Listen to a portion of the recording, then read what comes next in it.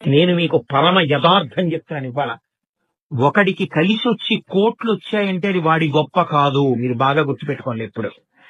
వాళ్ళ వంశంలో అంతకు ముందు అందరూ కోట్లున్న వాళ్ళు కారు.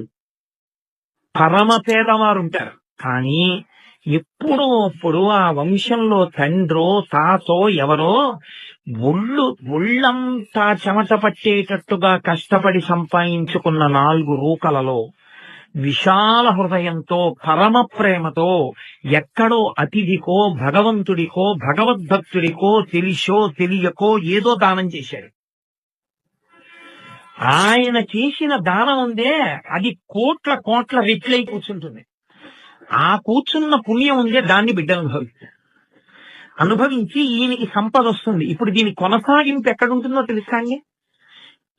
వీళ్ళు చేసే దాన ధర్మాల మీద వీళ్ళ భక్తి తత్పరత మీద ఉంది.